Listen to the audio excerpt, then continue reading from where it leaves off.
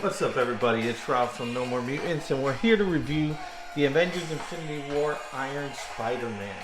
I'm going to go ahead and turn this down and open her up and let you see the detail of this magnificent piece by Diamond Select. Now, we did a giveaway for this piece on my Instagram account called No More Mutants. And I want to say a big congratulations to the winner, which is Mr. C345. I like his name, C345, kind of like C3PO. Open the clamshell out. Place my Iron Spider-Man there for you to review, or for our review. Go ahead and dive into it. First thing we want to know is that it looks like Spider-Man is on Titan, first of all. That's pretty important to note because if you have a display unit, you may have other characters that are on Titan. You may have cityscapes. You definitely want to place him with your right group. Now, bringing him a little closer here. Let's see really detailed. And I'm going to move the actual light so you got a better view of him. All right. I think this should be pretty good. I'm going to bring him a little closer.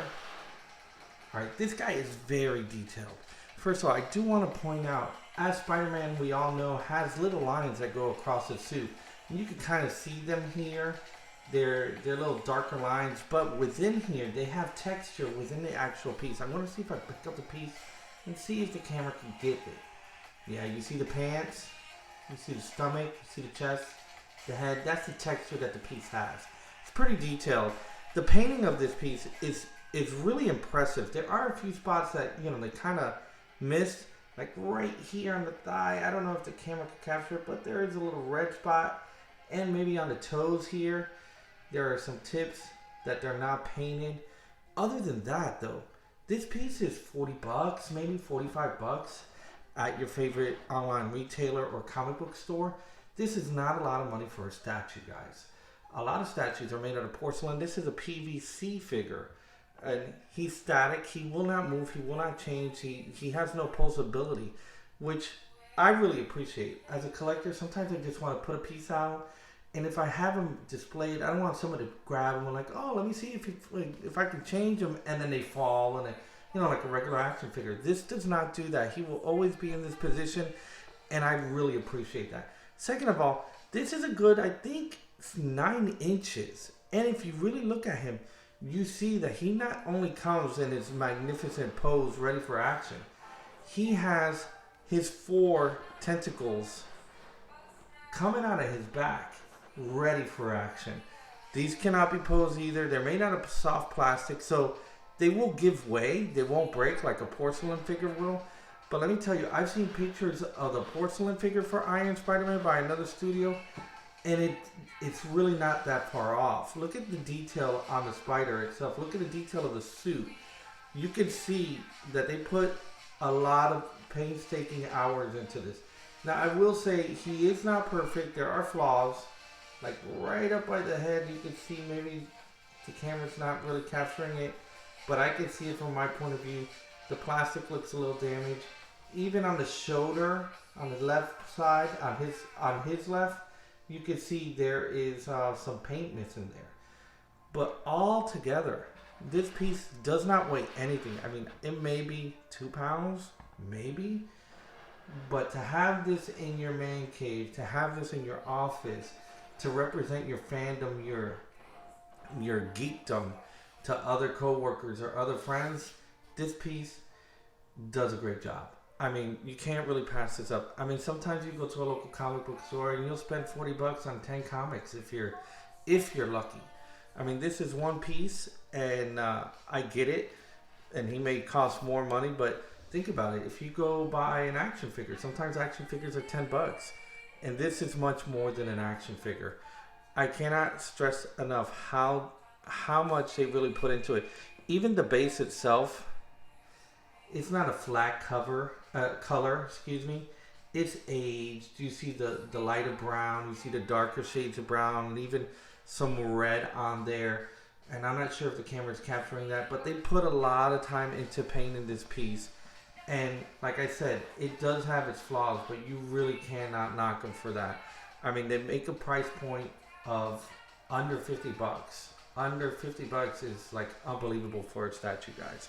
And he comes in his window case box, so you don't even need to take him out of the box if you want to leave him displayed with Thanos there.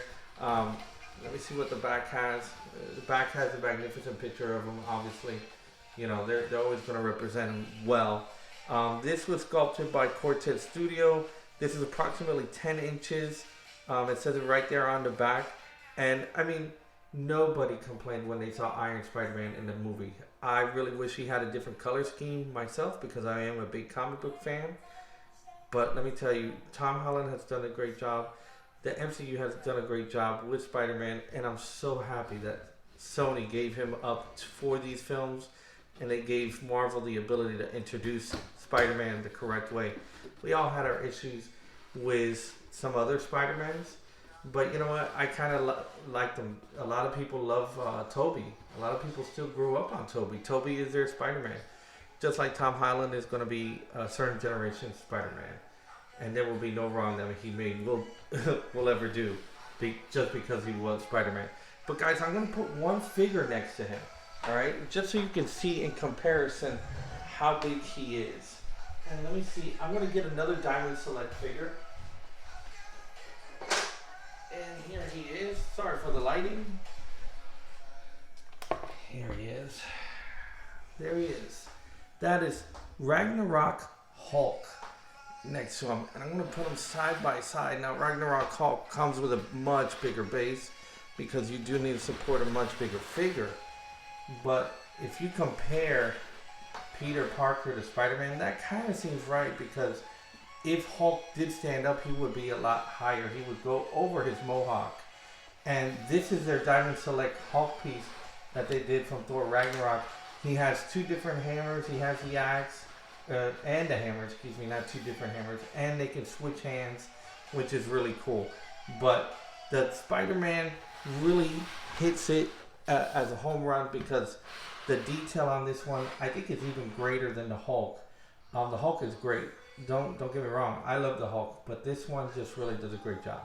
Anyways, guys, that's my review for the Diamond Select Iron Spider-Man from Avengers Infinity War. We're going to have much more of these, and on top of that, we're going to do giveaways, guys. I have a few set up and lined up, ready to go. I'll show you a sneak peek of what I'm talking about. Whoa, I got some Legends Hercules. I got some Legends coming up from the back over here. Ronin from Endgame. And on top of that, we got other Diamond Select pieces that are coming. I think Black Panther is in the house somewhere, as well as Black Widow, Thor, and maybe somebody else. I'll keep that one a secret.